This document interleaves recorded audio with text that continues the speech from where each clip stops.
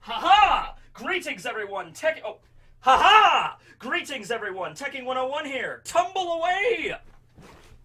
Yes! I am happy to say today the ballad of the list shall continue. Last night over on Twitter, I put up a poll for you guys to vote on. Now, of course, I can't just come out and say the things that are written on the most holy of holies, the list, which are guarded by the list keeper, Barry, written upon his mighty brickback. I can't just tell you what's written on the list, so I just gave you, in general, some topics that relate to things on the list. I gave you 3 options to vote on last night. Would you like a video on a devil fruit, a location, or a supernova? And that's all I gave. And I was honestly kind of disappointed at first because I thought, well, this is going to be a clean sweep for location, right? 100% of the people are going to vote for location because I feel like I've said it enough times, but just to clarify, geography is everything, right? However, location came in last, and I was kind of disappointed by that, but then I remembered, oh yeah, that's right, geography is everything. So there were no wrong answers whatsoever. And I'll talk about the other ones, but Devil Fruit just barely edged out above Supernova. Now, which Supernova am I talking about? Which Supernova discussion could you have gotten today?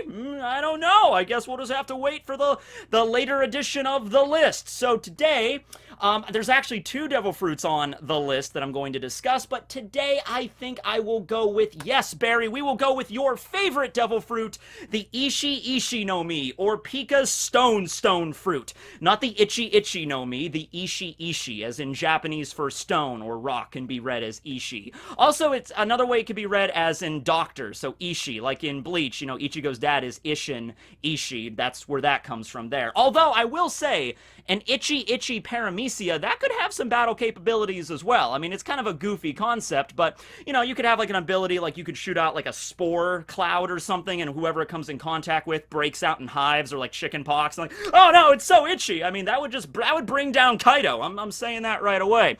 So yes, this is a Devil Fruit I really wanted to talk about. I made a video a couple months back about Doflamingo being in level 6 Impel Down, and I brought up the question in that video, what happened with the rest of the executives from, Doflamingo's crew, like Treble, what happened to Pica, Diamante. Diamante, out of the 3, I would say Diamante might actually legitimately be dead, because just the way that battle ended with Kiros, him falling backwards and cracking, like, right here, the back of his neck, right where his neck meets his skull, cracking that on Scarlet's grave and then hitting the ground.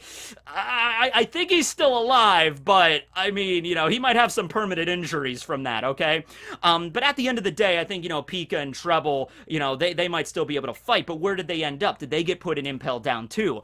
I say this because if Pica were restrained with C-Prism in, like, level 5 of Impel Down or something, and he gets freed for even a second, all of Impel Down becomes his playground immediately. He still might not be able to escape if the entire, fortress is underwater, so he might not be able to escape, but the entirety of, like, the infrastructure of Impel Down, he could warp and twist that to his own desires with his Ishi Ishi no Mi, his Stone Fruit, or his stone assimilation powers, okay? So, as I said, this is Barry's favorite fruit, and I'm a big fan of stones as well. I have a few stones just laying around here. Here's one right here, Dr. Stone, written by Inagaki-sensei and drawn by Boichi. By the way, I'm just going to bring it up now. Boichi is actually going to do chapters based on the Ace light novel, and I believe the first one is going to be released in the One Piece magazine. I think we're up to volume 10 or volume 11, and that's going to be released really soon. It's early September. I don't think it's out yet, but it's going to be out very, very soon, so look forward to that. Just like Boichi, he did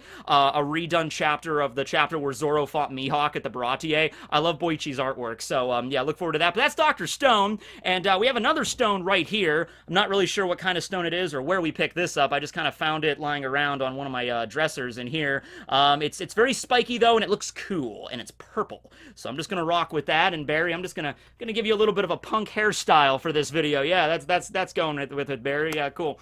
All right. So this is an answer to a question that probably people have had for a long time. Whenever you have a shonen manga, and the shonen manga has magical powers, whether it be from jutsu or giant magic swords, or in the case with One Piece, fruits, the question always pops up like, okay, who's gonna have the standard element powers, right? Fire, air, water, Earth, you know, maybe wind. Sometimes air and wind are different things. Sometimes ice and water are different things. Sometimes they're mixed together. Point is, who's going to have all the element powers, all right? The Marimara no Mi in One Piece, of course, is the fire power. Ace had that, then Sabo had it. There is really no water devil fruit necessarily right now. I made a theory video on how it could exist. There are some non-canon fruits, like Honey Queen's fruit from the second movie, that kind of act as like a liquid. Not water, but a liquid. And then, of course, you have Aokiji's fruit, which controls the cold, so he can create ice. You know, when it comes to wind or air, you have Dragon's fruit. We don't know what it's called yet. It might just be an ability to control all of weather or storms, you know, specifically, kind of like Storm from X-Men. Or it could just be a paramecia that allows him to control the wind, which would allow him to also control the weather. Made a video about that before. But what about Earth-based abilities? What about, like, the ability to control, like, the Suchi no Mi, or, like, the Earth fruit, the ability to, like, earthbend, like Toph from Avatar, like, you know, hit the ground and giant mountains come up and, like, boom, boom, boom, you know, firing giant boulders at the enemy. Who has that power? Well, look no further than Pica, good sir and madame and bricks alike. And, of course, I'll do it because I'm capable of doing this. Everyone, I am Pica! You shall fear me! I am the executive of the Doflamingo family! I shall crush all of you with my mighty rocky death! It's the only time in that video I will do that, so do not worry. If you made it through that, do not worry. I'm not going to spring that on you at a random point in the video. Totally. Definitely not going to do that, okay? So, Pica does not have the earth fruit. It's not a Logia, alright? If you want a Logia earth fruit, I guess the closest you're going to get that is Caribou. Caribou has the ability to turn into, like, a swamp. The Numa no Mi. It's like the swamp fruit, okay? So, literally muck or mud is his ability, which is earth. You know, it's like just a different state of earth. But if you're thinking about, like, the giant, like, earthbending kind of, you know, ability, you know, Caribou can't really do that. So, the closest thing to that earth fruit is going to be Pica's stone assimilation, okay? So, he himself, though, cannot turn into stone just whenever he wants to, okay? What he has to do is he has to find stone, and I guess it's a very, very broad definition of stone. It doesn't have to be, like, specifically this kind of rock, or this kind of concrete, or this kind of brick, or clay, or whatever. He can literally just find any type of stone or earth, and he can merge with it, like he's like the freaking T-1000 or something, and just glomp into it, and then he can manipulate it, okay? So there's a few things to keep in mind here. First off, Pica, he's a pretty big guy, and those shoulders make it very difficult for him to get in and out of doorways, but my point is, he's a big guy. So if he wants to get into earth to, like, manipulate it, the earth that he's entering, or the stone that he is entering, has to be bigger than himself, okay? So, you know, something like the Castle of Dressrosa works very well, but apparently it seems like size doesn't really play much of a factor here, as, you know, long as, like, he can completely submerge himself in the stone, he has complete control over the structure. So, giant castle that has huge towers and multiple levels and dungeons and a giant dining room and everything, the whole thing's made out of stone, so all he has to do is just walk up to one of the walls and just glomp into the wall, and then the entire castle is under his control. So that's why I'm terrified with Impel Down. Like, if Pica were to just slip out of his sea prism cuffs just for an instant, his entire cell is probably going to be stone, or concrete, or brick, or clay, or made out of something. Oh, by the way, also Morley's fruit. Morley's paramecia, the push fruit, also kind of gives him the ability to manipulate earth. But it's not the exact same thing as, like, being able to, like, you know, I control the earth, I can create giant boulders and, like, throw at my enemies or whatever like that. His is quite literally, like, he pushes it. So he can basically turn any sort of earthen structure into clay, and he can kind of mold it into whatever shape he wants, okay? But that is another fruit that kind of revolves around manipulating the earth, okay? But in the case with Pica, yeah, he can merge with the castle, and then when he's part of the castle, he could shoot out giant spikes of stone from the ground, or from the walls, or the ceiling, or he could have the floor and the ceiling just boom, just crush the opponent like that, or he could have giant stone arms come out and grab you, and then make a giant stone face with stone teeth and just bite down on you like that. So, a lot of different attack opportunities involved here, and it gives him a quick escape in pretty much any battle circumstance, right? That's why Zoro was so annoyed with the dude. The entire time throughout Zoro was fighting Pica at Dressrosa, it didn't really seem like Zoro was, like, intimidated by Pica, or Zoro was afraid that, like, oh man, this Pica guy's really strong, I don't know if I'm gonna be able to beat him. No, it's like Zoro knew the entire time, like, I can definitely cut this guy up, but he's so damn annoying. Every time I'm about to cut him up, he just whoop, just like disappears through the damn floor, and it allows him to fast travel too. So if, let's say, Zoro and Pica were clashing at the front entrance of the castle, and it's looking like, you know, Pica's gonna lose, he can literally just gwomp into the floor and just arrive at the back end of the castle and pop out there and then run away. He could do that, okay, because he can, like, travel through the earth itself. Now, when I say the earth, it doesn't have to be 100% stone, okay? I keep using stone and earth interchangeably. You'll see why in a second. At, like, the height of the Battle of Dressrosa, when shit was really getting intense, Pica didn't just merge with the castle, he merged with the island itself, kind of, and the mountains that existed there, and he created this huge mountain form of himself, okay? So, a mountain man, so to speak, right? And there's more than just stone mixed in there. You can see dirt, you could see greens, like trees and grass and fields and flowers, the houses, the town itself, mixed together in this giant mound, okay? Now, of course, when you get right down to it, you know, when you're gonna just go out in your backyard, if you have a backyard, and just dig around, you know, you'll find chunks of stone everywhere, you know, even in the soil, you find little tiny chunks of grain and stuff. I'm reminded of the scene in Naruto, when Gaara fought Kimimaro, and Kimimaro was like looking at Gaara with his gourd of sand, and he's like, oh, you're limited to only fighting with how much sand you have, and we're fighting in the middle of like a grassy field right now. And Gaara, you know, in typical Gaara faction, he's just like, I do not need to explain this to you. I can use this sand to crush up the ground and the stone and the earth to make more sand. That's all it is. You know, so it's basically kind of like that, where it doesn't have to be 100% stone structure. Even those really refined pieces of stone are still stone. And it seems very broad in this sense. So yeah, if Pica really wanted to, he could pretty much assimilate into the ground. You know, even if it's just like grass and soil, he could just gwomp into the ground and then just make a giant form of himself whenever he wants. Now, you know, there's dangers to this too. I mean, at this point in the Battle of Dressrosa, shit had already hit the fan multiple times. You know, the island had already been kind of thrown into chaos because Sugar was knocked out and all the freaking toys turned back into humans and animals. Dofi had activated the bird cage. You know, it was going crazy. It was going bonkers. And so at this point, when Pica turned into a mountain man, it's like, whatever. But in a normal circumstance, whenever Pica were to do that, the entire topography of the island would effectively change, making Pica's devil fruit the single strongest devil fruit ever, because Pica's fruit literally allows him to not just become, you know, not just to learn about or know about geography, it allows him to become geography! I want to take a vacation to Pica's left ear. I hear the spa treatment is great. And oh, by the way, his left shin, that's such a beautiful mountain scenery. You know, you can walk on the trail, you know, and stuff like that. He becomes geography. And even to this day, and we see this with Beiji's Oh My Family cover page, Beiji and the fire tank crew arrive at Dressrosa, and you still see the entire island. Well, it's damaged from the birdcage. You got like the rakes in the ground because of the birdcage, you know, compressing. But you also see the giant mountain that Pica modified and everything. You know, it's still there with the spikes sticking out, although the people of Dressrosa, I think, removed the spikes because that's a safety hazard. But it's all still there. So Pica just simply being knocked out, or even probably killed, would not revert the island to its original topography. Dressrosa will always be like this unless they have a massive, you know, effort to change the landscape, or unless they bring Pica back and like, Pica, you are gonna change this island back to the way it was, mister. I'm so sorry! Dofi made me do it! I guess I'll go! I'm sorry, I just had to. I'll do it fine! And then he goes in and assimilates. Okay, I want this back here, back here. You know, honestly, thinking about it, yeah, he would be able to give home field advantage to anybody he fights with, because he can literally change the terrain. Very useful power. Can you imagine if that power existed in, like, warfare back in, like, our Earth in, like, history, like, 10,000 years ago or something? That would completely change, you know, you could, like, oh, the enemy army is invading from the north on top of a hill. They have the high ground. No, they don't. Click.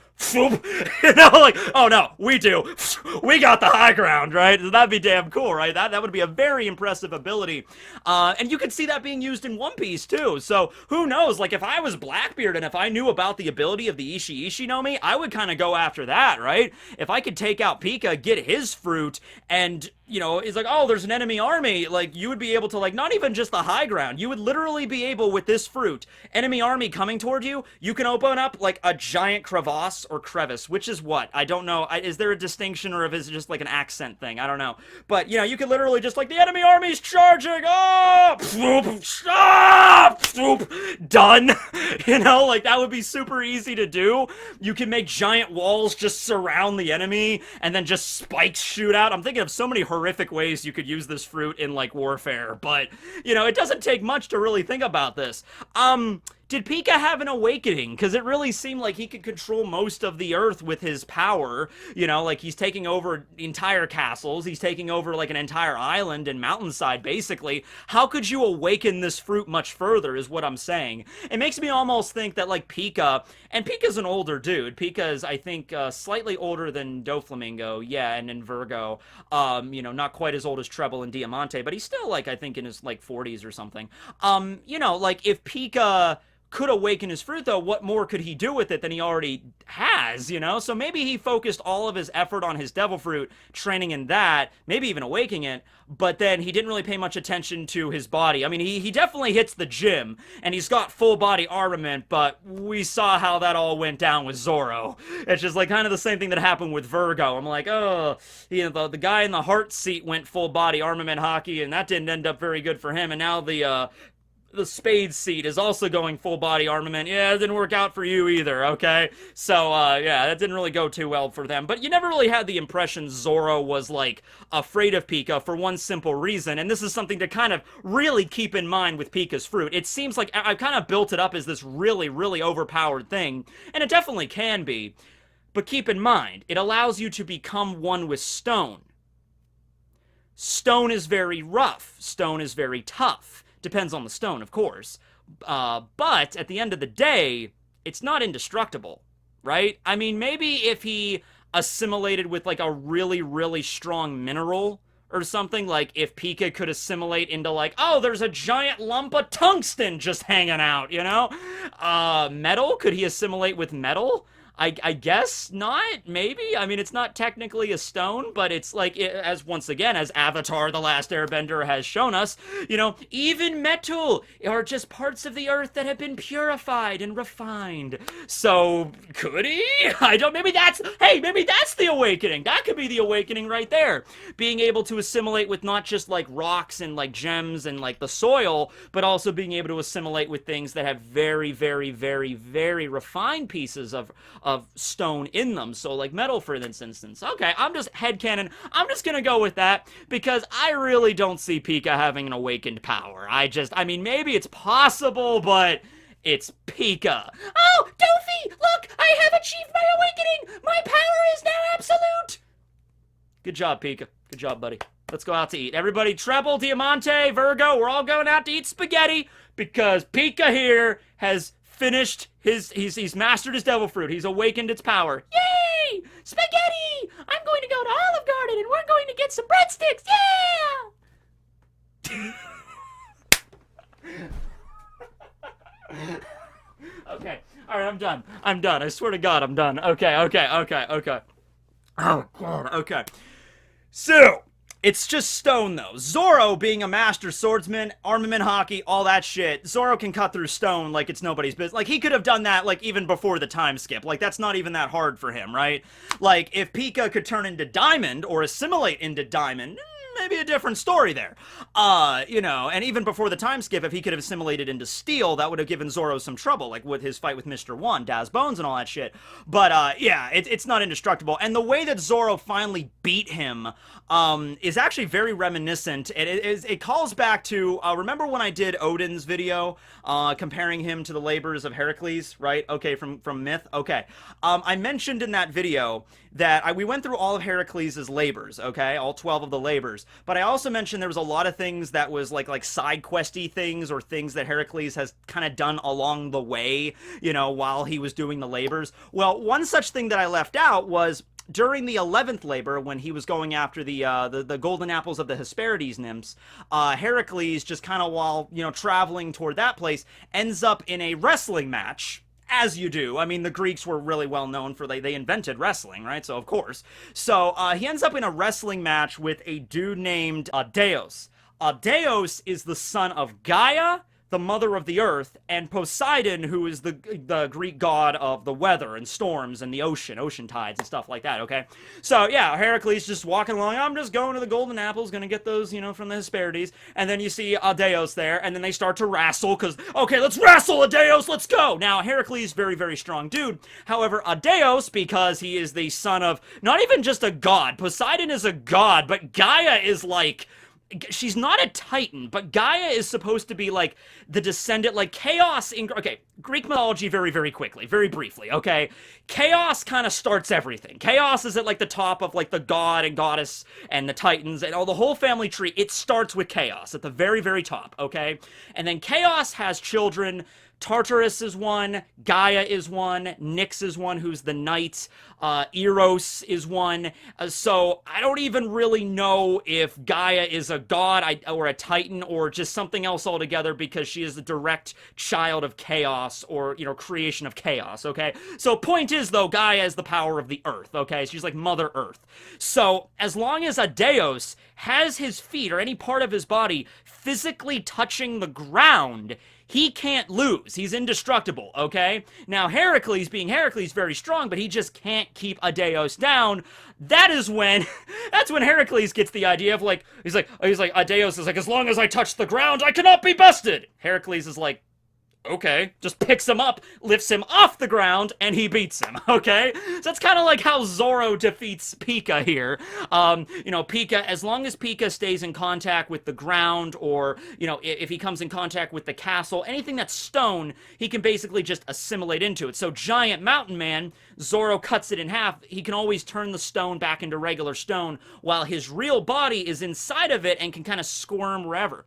Pica's real body never changes size. It's always the big hulking form we see right here. However, when he's merged with a giant form of stone, it's very tiny, like a nucleus, okay? And then it kind of moves around.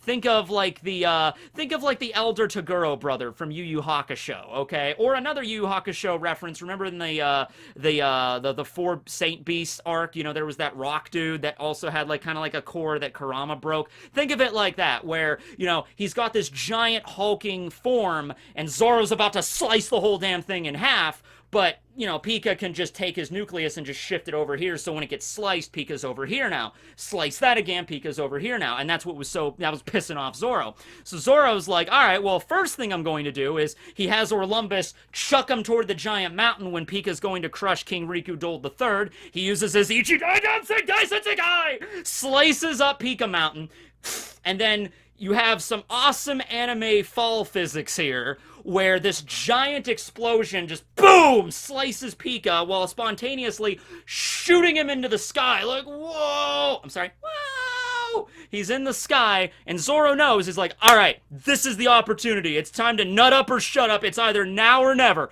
So Zoro's like, okay, shing! Slices him in half, slices him in quarts, 8ths, 16ths, 32nds, 64ths, slices the mountain apart, and at this point, Zoro has fought Pica enough times to really kind of have that keen eye on, like, which part is dead stone and which part is living stone, okay? So there's also a tell. You can definitely tell.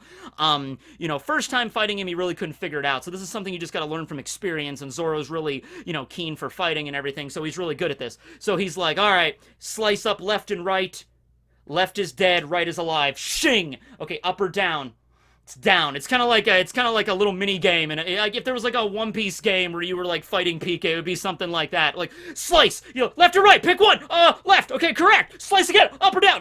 Down. You know, just like shing, shing, shing, and then finally, it reduces the number of stone to the point where Pica can no longer stay inside of it, and then Pica emerges, and that's when he uses his full body armament to take on Zoro directly, and that's another crucial weakness, is if his stone gets sliced apart, or there's not stone big enough for him to assimilate into, or if he's not surrounded by stone, if he's fighting on, like, let's say ice, like if for some reason Pica was ever fighting on top of a glacier or something, his ability is completely useless. He can't do anything with it. He completely relies on his muscles, his sword, and his mighty spiky shoulders at that point, and nothing else. And I guess his full body armament, but we saw how well that went, right? So, yeah, now, It's kind of like, you know, also Cementos from My Hero Academia. I'm getting a lot of references in this one. But yeah, Cementos' ability also very, very similar to Pica, right? But even Cementos, as we saw in the most recent arc, even when he's not in the city, he can still kind of do some stuff, right? So the same thing with Pica there. So I would say that is a weakness, and it is a weakness. Like, but how often will Pica be fighting on top of a glacier? How often will Pica be fighting someone in midair, other than Zoro that used the giant Ichidai Sansen Daisen Sakai to blast him into orbit? You know, how often would Pica really find himself in those particular scenarios? Not very often. So it is a weakness, but like 95% of the time, you're on solid land that has the ability you can assimilate into that. I mean, the odds of Pica getting into a battle on like a wooden ship in this age of piracy is pretty low. Okay, that would be an issue. Although, you know, I could even see Pica, if he had, like, we didn't get to see Pica's, like, personal ship, if he even had a personal ship. He might have had a personal ship. But if I was Pica, I would just have a ship that was, like, decked out with, like, stone on the inside. So you could basically, he basically turned into, like, a stone golem whenever he wants, you know? You know, I'm wondering if actually Pica could do that. That might be another option for the Awakening, because every time Pica merged with the stone, it seemed like he had to, like, control it kind of like a robot. Like, he's at the center of the stone, and he's actually controlling it around. For example, I wonder if, like, an Awakening, if, let's say, Pica walks up to a giant stone mountain, takes one of his fingers, and then just kind of like inserts it into the mountain, and then he can make little tiny Picas coming out like clones of himself that are made of stone that are all connected to the mountain in some way. Like they could have like a little, because when Pica assimilates into stone, there's it becomes flexible and malleable. You know, it's not like as rough as stone, so he can kind of like control the elasticity and the consistency of it, right? So he could, like, you know, put his finger or his hand in the ground, and like a bunch of like Pica earth like golem clones emerge like zombies out of the ground, and he's like, march forth my mighty golems, destroy, you know, something like that he could maybe do. And we haven't seen him do that. Whenever he assimilated with stone, it was very simple stuff, like, I'm gonna bite you with my stone mouth, or I'm gonna shoot spikes out of the ground, or something, like I'm gonna fire boulders at you like a cannon. He can do stuff like that. But you know, he can make his own army. Like, he could literally, okay, on the battlefield here, I'm gonna sit on my mighty stone throne that's connected to the ground, which has a shit ton of stone in it, and just like, my stone army, go forth! That's right! I'm actually a baritone! Yeah, so yeah, that's what I mean. So that'd be a cool ability for an Awakening for Pica. That'd be pretty damn sweet, right? Yeah, okay, cool. Well, anyway, that's Pica's power. Really a lot of stuff, really a lot of applications here.